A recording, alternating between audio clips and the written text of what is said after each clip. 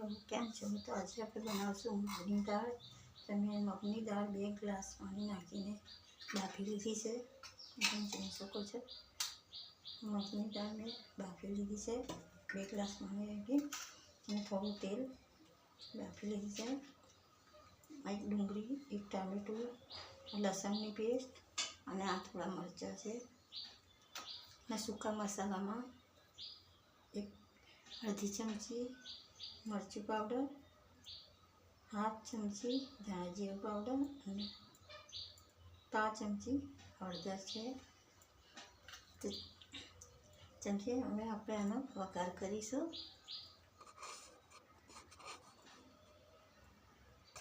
તો વઘાર કરવા માટે મેં કઢાઈ તેલ મૂકી દીધી છે ગેસ પર અને આમાં 1 ચમચો તેલ નાખ્યું છે. હવે આમાં નાખશું રાઈ. તેલ ગરમ થઈ ગયું છે તો આમાં નાખશું થોડી રાઈ. રાઈ ફૂટવા લાગી છે તો આમાં નાખશું જીરું,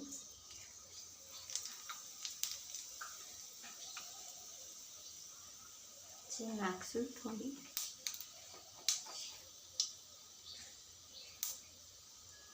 નાખશું થોડી હિંગ 5 ચમચી જેટલી.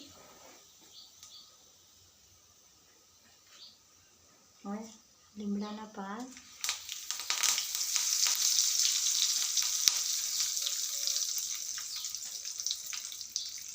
હવે નાખશું લીલા મરચાં,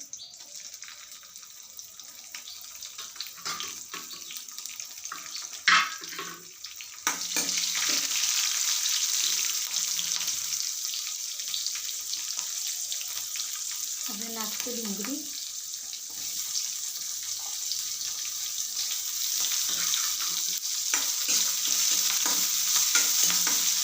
ડુંગળીનો સ્વાદ બહુ સરસ લાગે છે. મગની દાળમાં મગની ફોતરાવાળી દાળ છે.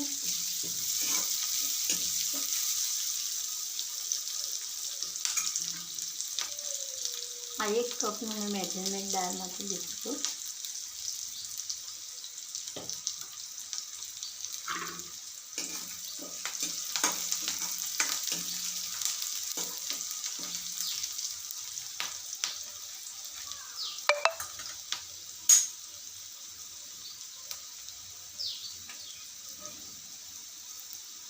હવે નાખીશું 1 ચમચી જેટલી લસણની પેસ્ટ,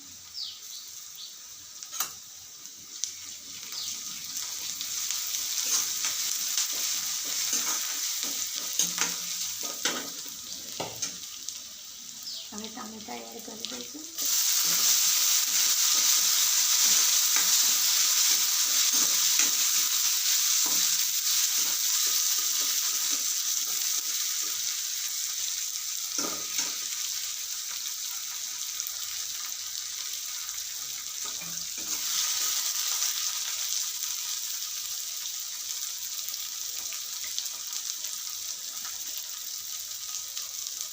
મારે આ દાળ બનાવવાનો વિડીયો તમને કેવો લાગે છે?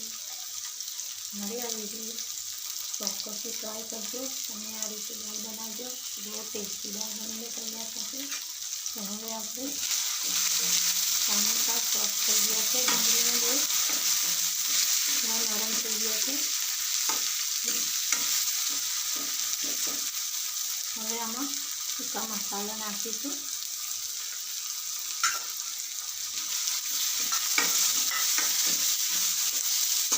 હવે ગેસ ધીમો કરી દઈશું.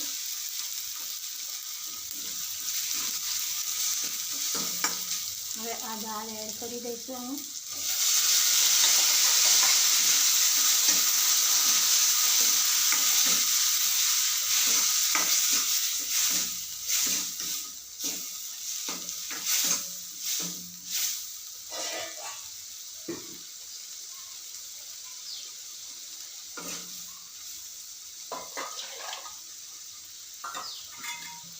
હવે આ દાળનું પાણી છે એ આમાં એડ કરી દઈશું.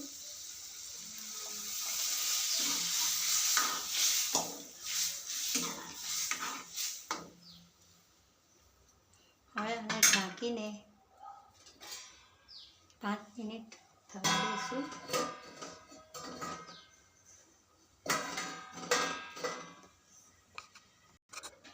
આપણી દાળને હવે ચેક કરી લઈશું. તો તમે જોઈ શકો છો દાળ બનીને રેડી છે.